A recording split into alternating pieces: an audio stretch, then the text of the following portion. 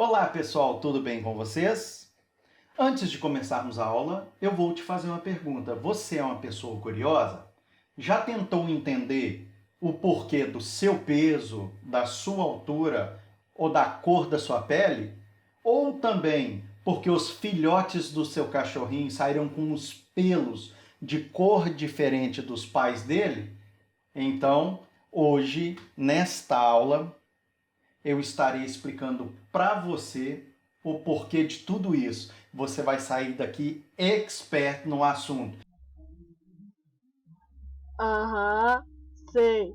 Então fica ligado, assista essa aula até o fim, não perca nada que vai valer a pena. Combinado? Então daremos continuidade às nossas aulas de genética falando sobre a interação gênica, ok? Para falarmos da interação gênica, nós temos que entender o conceito de interação gênica. Então vamos lá. Presta atenção, gente. Interação gênica é o tipo de herança na qual uma expressão fenotípica, certo? O que é isso? Fenotípica. Se você não sabe, acessa aí o link que vai estar em algum lugar dessa página aqui, que você vai ser redirecionado lá para a primeira aula de genética, onde eu vou estar falando de todos os conceitos fundamentais e você vai entender tudo aqui. Tranquilo? Então vamos lá. É o tipo de herança na qual uma característica, certo? É condicionada pela ação de dois ou mais pares de genes. Se esses pares de genes têm segregação independente. Tranquilo? Vamos lá. A interação gênica, gente, ela é o inverso da pleiotropia. A pleiotropia, você vai ter um único gene que ele vai determinar diversas características no indivíduo. Na interação gênica, não, é o inverso. Você vai ter vários pares de genes que vão determinar uma única característica. É entendido até aqui? Se tiver difícil, fica tranquilo, vou estar explicando tudo direitinho para vocês, hein? Nessa herança simples, ela vai ocorrer então quando dois ou mais pares de genes não alelos, então eu tenho um A e um B, são genes não alelos, vão determinar uma característica. Até aqui estamos entendendo. Só que é o seguinte, esses genes têm segregação independente. De novo, professor, não estou entendendo. O que é isso, segregação independente? Clica no link que eu vou deixar em algum lugar aqui dessa página, que você vai ser redirecionado para a aula da primeira e segunda leis de Mendel. Lá você vai entender o que é a segregação independente. Tranquilo? Então vamos lá. Olha só, pessoal. Um exemplo que eu vou dar para vocês é o tipo de crista em galináceos. Enem gosta, vestibular gosta desse exemplo, viu, gente? Vai gostar de mexer com bicho, né? É verdade. Então, olha só, nós vamos ter esse tipo de crista nos galináceos que nós chamamos de crista ervilha. Vamos ter esse tipo de crista que é a crista rosa. Vamos ter também a crista simples e vamos ter a crista nós. Então tá dando para vocês perceber que elas têm uma morfologia bem diferente uma da outra. Fica ligado aí que você vai entender. Olha só. Para você entender a interação gênica, eu vou explicar para você agora a interação entre esses genes não alelos. Presta atenção nessa parte. A crista, então, dos galináceos, quando eu tiver expressa o fenótipo crista-nós, eu vou ter que ter dois alelos dominantes nos dois pares de genes não alelos. Se eu tiver um dominante em cada par, é crista-nós. Na crista rosa, abaixo da crista-nós, nós temos que ter apenas um dominante, então, no primeiro par, certo? Dos genes não alelos. Nossa, quase travei aqui, né? Vamos lá. Então eu vou ter que ter um gene dominante no primeiro par de genes não alelos. Na crista ervilha vai ser o inverso, eu vou ter que ter um dominante no segundo par de genes não alelos. Certo? Então isso é a ervilha. Agora a crista simples, duplo homozigoto recessivo. Então esse é o extremo, né? Para eu ter a crista simples, eu tenho certeza que aquele galináceo, para esta característica, ele é duplo homozigoto recessivo. Tranquilão? Vamos lá. Seguinte, eu vou pegar, então eu vou fazer o cruzamento entre galináceos, certo? Um vai ter a crista simples, 100% puro, né? É óbvio que para ser simples só pode ser puro, né? Vamos lá. E a crista nós pura, então eu vou ter duplo homozigoto dominante, certo? Vou fazer o cruzamento dos dois, e como nós já vimos lá na primeira e segunda lei, certo? Quando eu cruzo, então eu vou ter um hibridismo, né? Então eu vou ter híbridos, vou ter a mistura, certo? Nós vimos, vou deixar bem claro, nós vimos esses conceitos de cruzamentos na primeira e na segunda lei de Mendel, mas deixo bem claro que a interação gênica é diferente da segunda lei de Mendel. Nós vamos estar falando disso. Então presta atenção, peguei dois puros, fiz o cruzamento, tive um híbrido. Tranquilo? Esses híbridos, eu cruzei eles novamente. Então, eu tive a seguinte proporção. Eu tive 9 com o fenótipo crista nós, tive 3 com o fenótipo crista ervilha, 3 com o fenótipo crista rosa e 1 com o fenótipo crista simples. Então, olha a proporção, gente, do cruzamento entre dihíbridos. 9 para 3, para 3, para 1. Tranquilo? Anotem essa proporção, certo? Continuando. Como eu acabei de falar no slide anterior, olha na linha de baixo. A interação gênica é diferente da segunda lei de Mendel. Por quê? Na segunda lei de Mendel, ele está tratando de duas características. Na interação gênica, é apenas uma característica.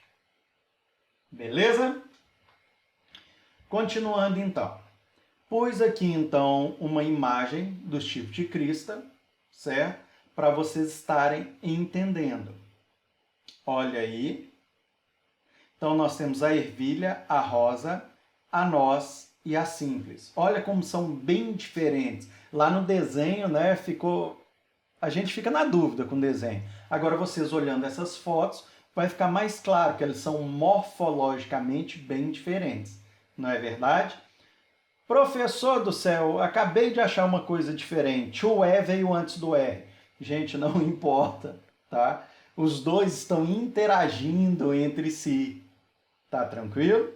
Agora, você tem que levar em consideração aquilo que eu te falei, né? Para ter a crista ervilha, eu vou ter que ter pelo menos um genótipo, um alelo dominante no genótipo E. Ok? E assim por diante nos outros. Se você tiver qualquer dúvida, deixa aí nos comentários. Combinado? Vamos lá. Aqui estou apresentando para vocês o fenótipo e os genótipos e também as proporções que nós vamos ter em caso de cruzamentos de dihíbridos duplos heterozigotos. Bem claro, tá, pessoal? Não se esqueçam, as proporções dadas para vocês dentro da genética vão sempre se relacionar ao cruzamento de híbridos. Fechou? Então a proporção aí, como eu falei anteriormente, 9 para 3 para 3 para 1. Bem, pessoal, agora o exemplo que eu vou dar para vocês é de abóboras, do formato, então, do fruto, tranquilo? Nós vamos ter, neste caso, 3 fenótipos apenas e vamos ter 4 tipos de genótipos. Percebam aí que na discoide eu tenho que ter um dominante no primeiro par de gene não alelo e um dominante no primeiro par de segundo. Na esférica, eu posso ter um dominante ou no primeiro ou no segundo. Eu vou considerar então essas esféricas a que tem apenas no A como pura e a que tem apenas no B como pura, certo? E eu tenho a alongada, que vai ser duplo homozigoto recessivo. Vou pegar então, como exemplo para vocês, as esféricas. Tranquilo? Eu vou pegar uma esférica pura que tenha o primeiro par de gene não alelo com A, certo? Homozigoto dominante. E vou pegar uma esférica pura que tem só o gene não alelo homozigoto dominante B. Beleza? Vou fazer um cruzamento entre eles. Então, eu vou ter, na primeira geração aí, uma abóbora com formato discoide e que ela vai ser duplo heterozigoto. E quando eu faço esse cruzamento de duplo heterozigoto, eu vou ter a seguinte proporção: 9 discoides para 6 esféricas. Está observando que mudou alguma coisa do exemplo anterior? Se observou isso, coloca aí embaixo nos comentários, hein? E uma alongada. Agora, pessoal, se você quisesse pegar também uma discoide duplo homozigoto dominante com uma alongada e realizar o cruzamento, nós teríamos também a primeira geração só discoide, seria duplo heterozigota e seria a mesma proporção, entendido? Se não entendeu, deixa aí nos comentários. Vou estar respondendo todo mundo, hein? Vamos continuar então. Ah, beleza. Eu tive uma proporção no anterior e agora eu tive outra. Então, pessoal, nós vamos ter essas 3 formas das abóboras. E aqui eu vou apresentar para vocês os fenótipos e os genótipos possíveis para que a abóbora tenha uma determinada forma. Então, olha só, eu vou ter o fenótipo discoide, que é essa primeira à esquerda. Eu vou ter a esférica, que é a forma do meio, e vou ter a alongada, que é essa última à direita. Os possíveis genótipos são, olha só, da discoide, ó, quase que eu travei. Olha só, pessoal, da discoide, então nós vamos ter que ter um dominante no primeiro e no segundo par de genes não alelos. Para ela ser esférica, eu posso ter um dominante só no primeiro ou um dominante só no segundo par de gene não alelo. E na forma alongada, eu vou ter que ter duplo homozigoto recessivo. Tranquilão até aqui? Vamos lá. Pessoal, agora nós vamos falar da herança quantitativa. É nesse momento que eu vou te explicar o porquê do seu peso, da sua altura e da cor da sua pele, o porquê você tem todas essas 3 características dessa forma, tranquilo? Mas antes, pessoal, de darmos continuidade à nossa aula, vou pedir a vocês que aperte esse botãozinho vermelho pequenininho que está aí embaixo, para você ir se inscrevendo no canal e não perder nenhuma das aulas. Vou estar de novo, vou estar repassando para vocês nas aulas seguintes diversas dicas para você se sair muito bem no Enem, combinado? Então vamos lá, para dar continuidade então, à nossa aula, nós vamos falar de herança quantitativa. Nós podemos chamar ela também de multifatorial, poligênica ou cumulativa, e não é à toa, certo? Vamos entender. 2 ou mais pares de genes independentes, ou seja, não alelos, como eu expliquei para vocês anteriormente. Então, eu tenho um A e um B. um A e um C, beleza? Eles vão determinar uma única característica, certo? Mas, diferente dos dois exemplos que eu dei anteriormente para vocês, esse aqui eles vão somando seus efeitos. É mesmo, é? Sim. À medida que eu vou tendo um determinado tipo de alelo, eu vou somando, eu também posso ir reduzindo uma determinada característica, um determinado fenótipo apresentado. Tranquilo? Olha só. Quando isso acontece, vai determinar diversas intensidades fenotípicas intermediárias. Como assim, professor? Ah, meu pai é altão, minha mãe é baixinha. Eu sou no meio do caminho. Entendeu? Vamos lá. Continuando, então. Os fenótipos vão variar de modo contínuo e não contrastante. Você não vai ter os dois extremos, ou alto demais ou baixo demais, certo? Vai ter, então, aí um modo contínuo intermediário. Tranquilo? Herança sem dominância. Tranquilo? Você tem que entender isso. Nós falamos de dominância completa lá na primeira lei de Mendel, não é verdade? Lembrem-se, herança, esse tipo de herança é sem dominância. Nossa, professor, agora fiquei na dúvida. Então vou deixar o link para vocês em algum lugar dessa página aqui. Você vai clicar e você vai lá para a primeira, você vai lá para a aula em que eu estou falando sobre a primeira e a segunda leis de Mendel. Combinado?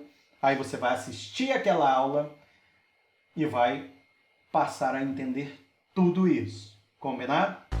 Só que não. Vamos lá. Exemplo que eu posso dar para vocês: peso, altura, cor da pele. Ou coloração também aí nos animais. Perfeito até aqui? Vamos lá. Vamos entender essa história.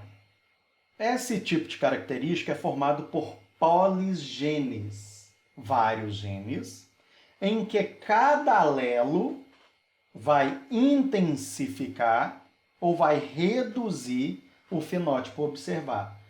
O exemplo, gente, que eu vou estar trabalhando com vocês vai ser cor da pele. Combinado? Vamos lá. Prestem atenção nessa imagem. Nesta imagem eu tenho um branco da direita para a esquerda, certo? Eu tenho um mulato claro, um mulato médio, um mulato escuro e um negro. Agora nós vamos entender como aconteceu essa interação entre esses genes não alelos para que cada um desses indivíduos tivesse essa cor de pele. Empolgante. Vamos lá. Quantos fenótipos temos aqui? Não sei. Se você não entendeu essa pergunta, volta lá na primeira aula que eu dei sobre genética, que você vai passar a entender todos esses conceitos, ok? Os conceitos fundamentais básicos para você estar entendendo todas essas aulas que eu estou passando. Beleza? Olha só, quantos fenótipos nós temos aqui? Contou, né? Deixa aí nos comentários. Quantos? Vamos considerar apenas dois pares de genes, o gene A e o B, para ficar mais fácil. Beleza? Agora vem outra pergunta. Quantos genótipos? Eu te perguntei fenótipo, agora estou te perguntando genótipo. Estou complicando um pouquinho sua vida, certo? Mas é para o seu bem. Se você não entendeu essa pergunta, volta lá. Vamos lá. Nós vamos ter, nesses pares, alelos dominantes e recessivos. Concordam? Presta atenção. Cada alelo dominante vai intensificar o fenótipo. Cada alelo recessivo vai diminuir. Presta atenção. O mesmo desenho, a pergunta aqui foi quantos genótipos, né? Considerando então A e B, vamos ver as possibilidades dos genótipos. Gente, vocês perceberam que aqui no canto esquerdo eu comecei com 4 alelos dominantes e que no campo direito eu estou com 4 alelos recessivos?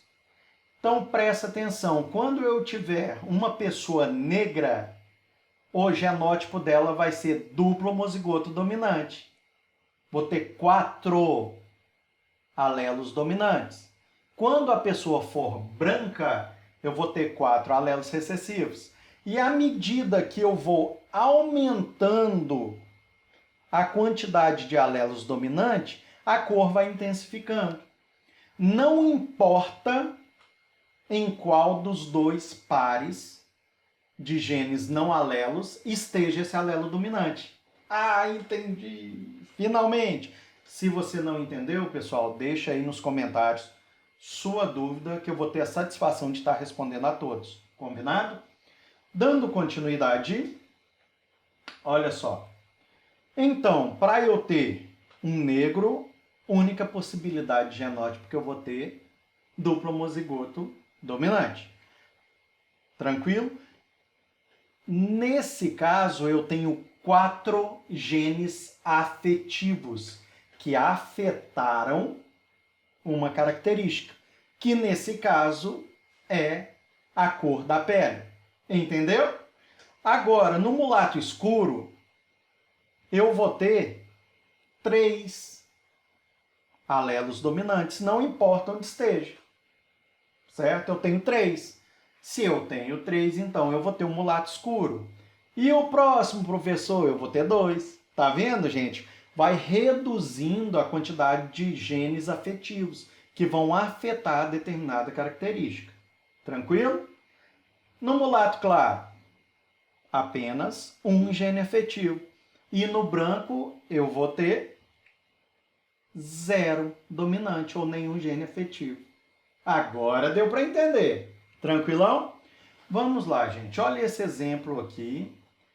Então, para eu ter esses 5 fenótipos, eu vou ter, então, essas possibilidades de genótipos. Entendido? Aqui eu deixei bem tranquilo para vocês, bem descrito nesse slide aqui, as quantidades, né, de genes e tal. Não confundam branco com albino, certo? Nós vamos estar falando sobre isso. Então, chegamos aqui no albinismo. Acabei de falar, já dei o spoiler, né, do próximo slide. Gente, aqui nós temos albinos e temos um albinismo parcial. Você sabia que existia o albinismo parcial? Deixa aí nos comentários para eu saber se você já tinha conhecimento disso, ok? Vamos lá. Gente, o albinismo não é quantidade mínima de pigmentação. O albinismo é a apigmentação da pele, ou seja, não tem pigmentação na pele. É entendido? Então não confundam branco com albino. É diferente. O albinismo é uma alteração genética em que a pessoa não vai ter pigmentação da pele. O branco, a pessoa branca, ela tem pigmentação, mas é o mínimo possível. Beleza? Olha só, isso aqui é só um exemplo quando nós cruzamos 2 indivíduos de fenótipos extremos, certo? Nós já sabemos que toda vez que a gente cruza homozigoto dominante com homozigoto recessivo, a gente vai ter híbrido. E essa regra vai continuar nessa situação aqui também. Então, peguei um rapaz negro, certo? E casei ele com uma branca. Como se eu tivesse o poder de casar alguém, né? Então, veio uma filhinha. Qual que vai ser o fenótipo dela? Vai ser a mistura dele, certo? Com ela. Então, nós vamos ter um fenótipo misturado. Intermediário, eu vou ter, nesse caso, 2 genes aditivos no genótipo dessa criança. Não é verdade? Porque ela vai ser duplo heterozigota. Então, eu vou ter essa lindeza aí que vocês estão vendo. Olha que gracinha. Então, misturou os fenótipos dos pais. Tranquilo? Então, agora nós vamos imaginar a seguinte situação. Nós vamos pegar 2 pessoas que têm esse fenótipo médio, certo? Que é um mulato médio. E vamos casar essas 2 pessoas. Tranquilo? Agora que nós vamos falar da proporção. Por quê? Porque agora eu estou fazendo o cálculo do cruzamento de duplo heterozigotos. Certo? Quando eu faço esse cruzamento, nós vamos ter a seguinte descendência. Um branco, 4 mulatos claros, 6 mulatos médios, 4 mulatos escuros e um negro. Então, essa proporção, que é da herança quantitativa, já modificou. Percebeu? Agora eu tenho 1 para 4, para 6, para 4, para 1. Lembrem-se dessas proporções, gente. Tá? Pode ser que seja cobrado algo aí de vocês no Enem da vida.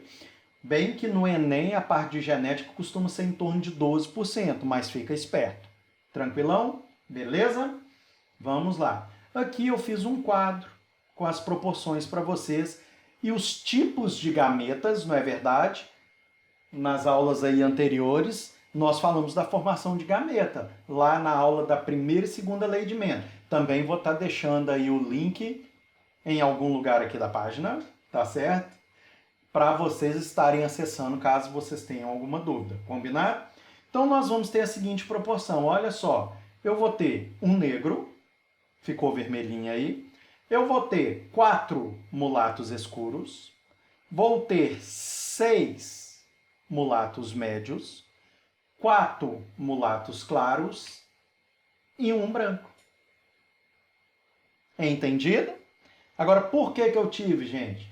Faz esse quadrinho de punê que você vai identificar. Você pega as possibilidades, então, de gametas que cada um tem, coloca no quadrinho e faz os cruzamentos.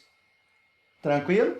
Mas lembrem-se, tá? Não é questão de dominância. É diferente. Isso daqui é quantitativo. Genes aditivos. Beleza?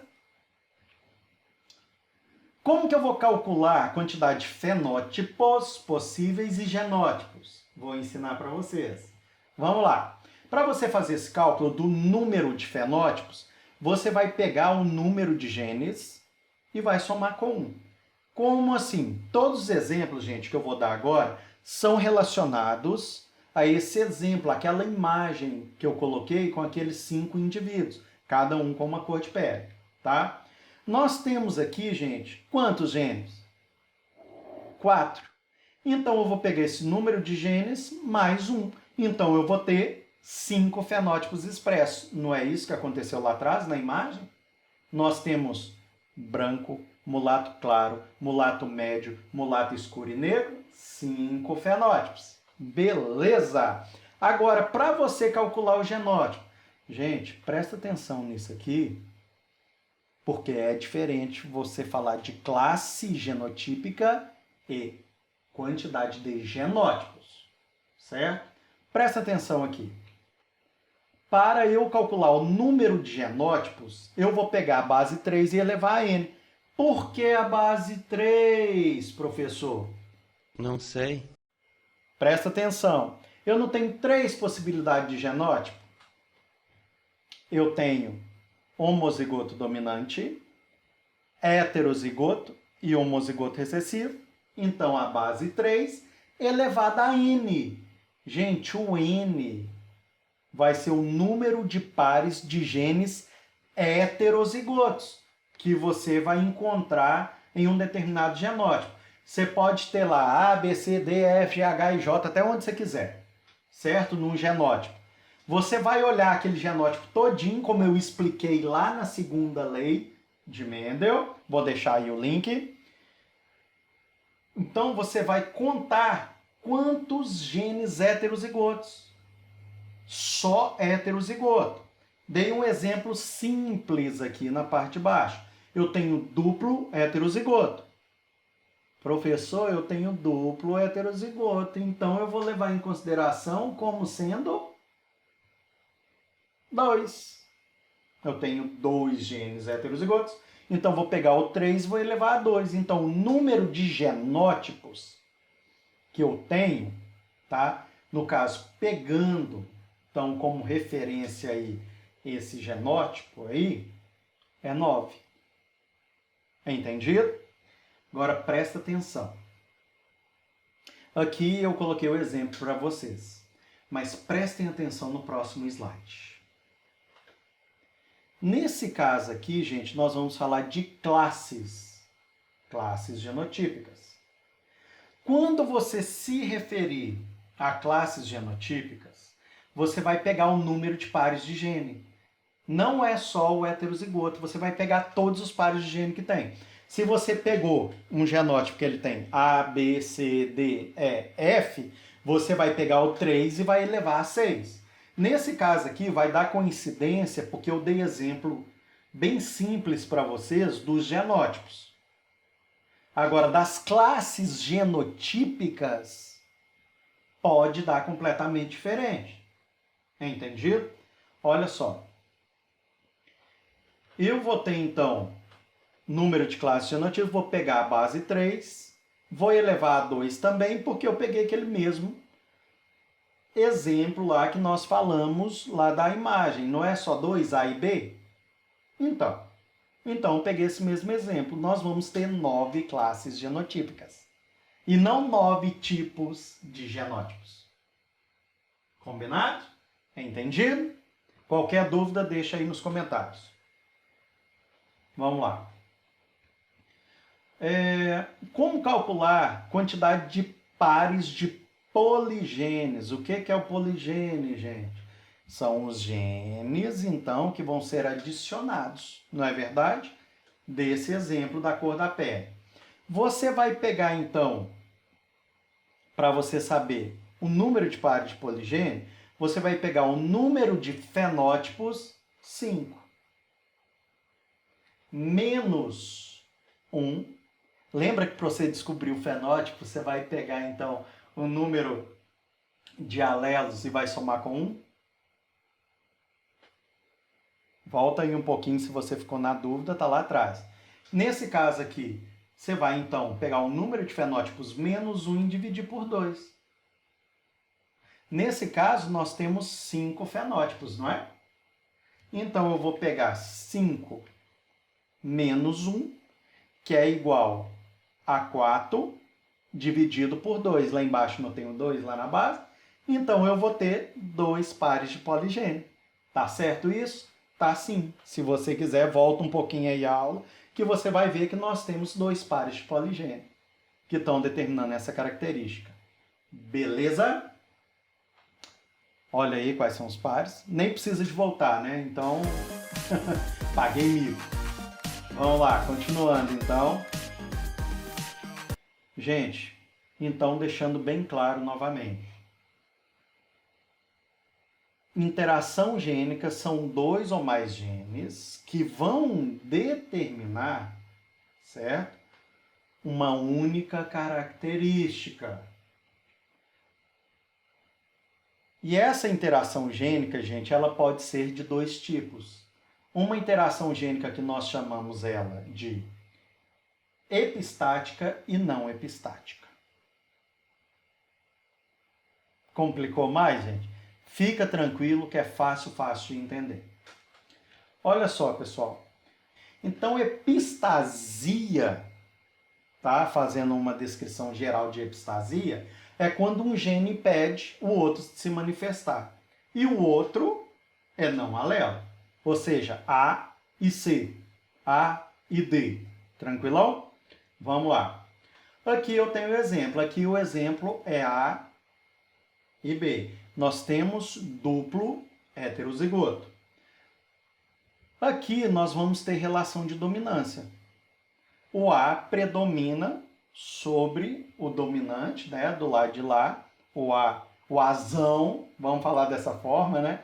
O Azão, então, predomina sobre o Azinho. E no B, da mesma forma.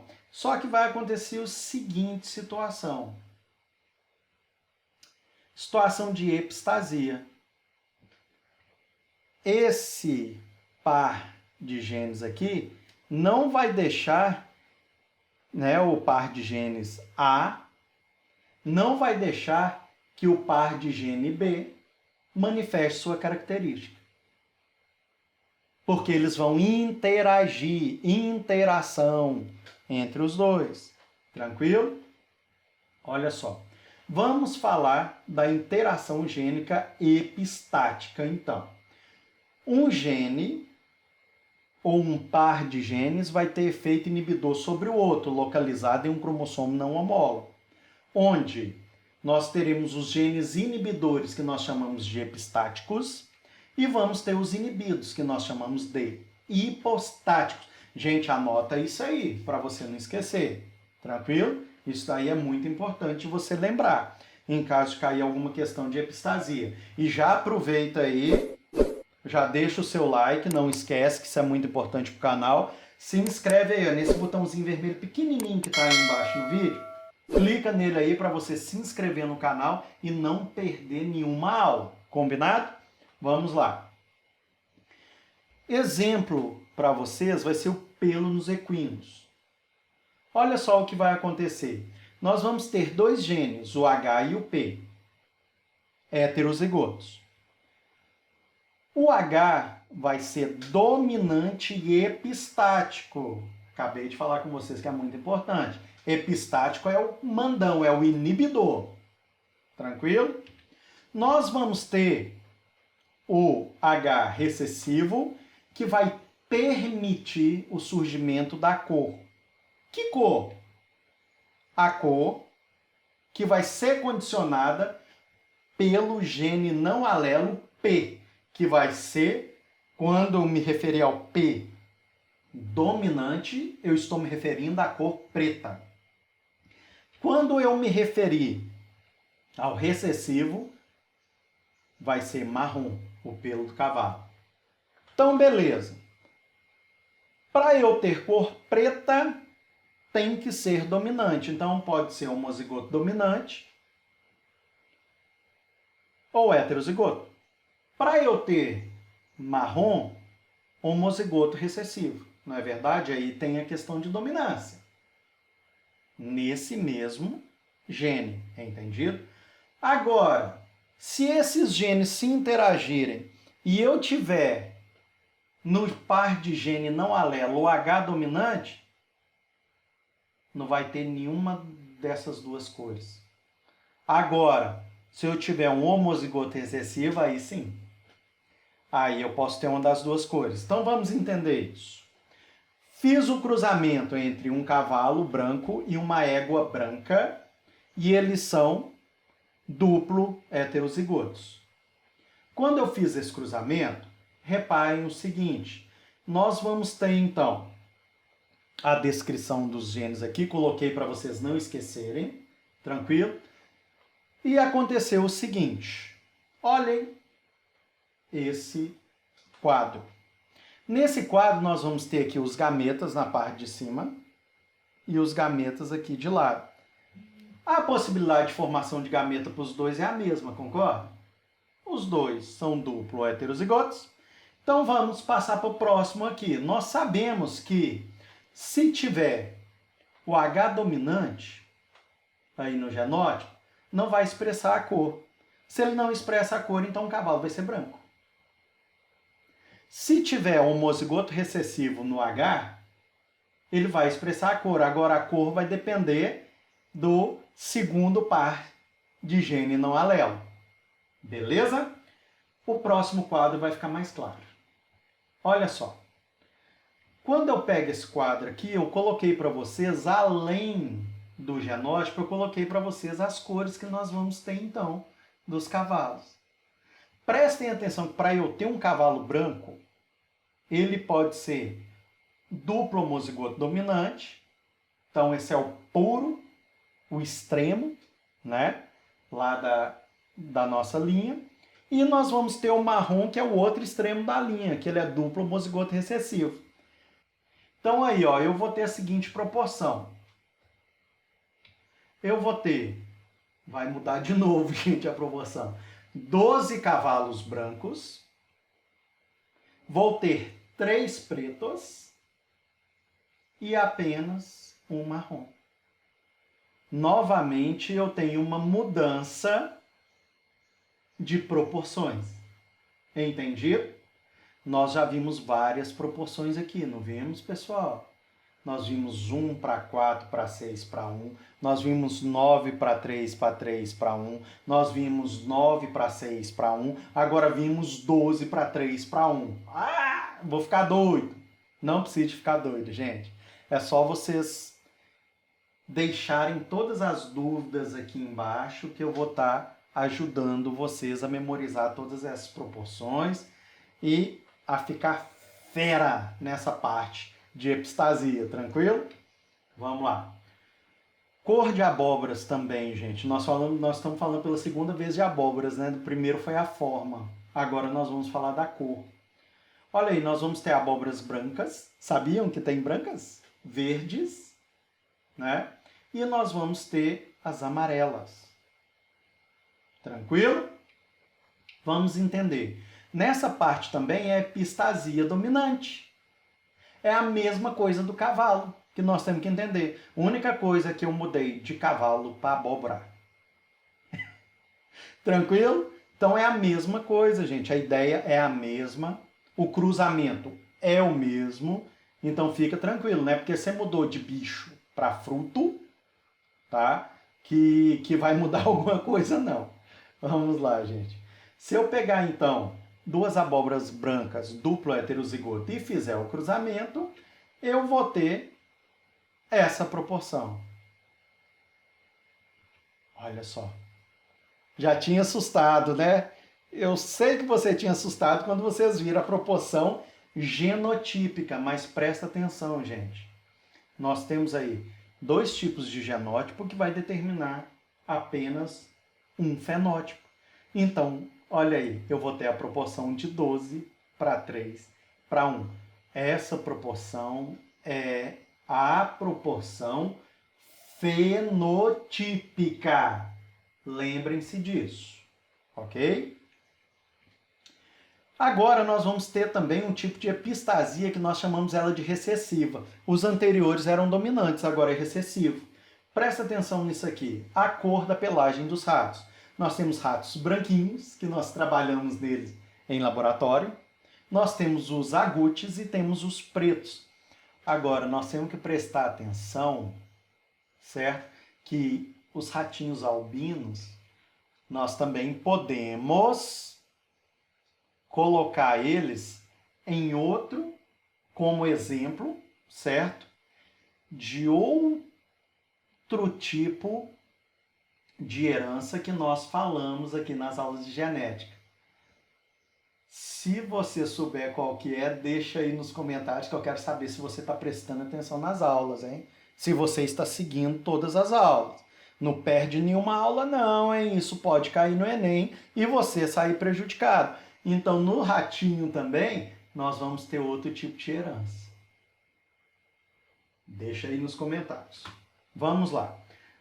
Na epistasia recessiva, gente, como o próprio nome já diz, eu falei com vocês que a outra era dominante.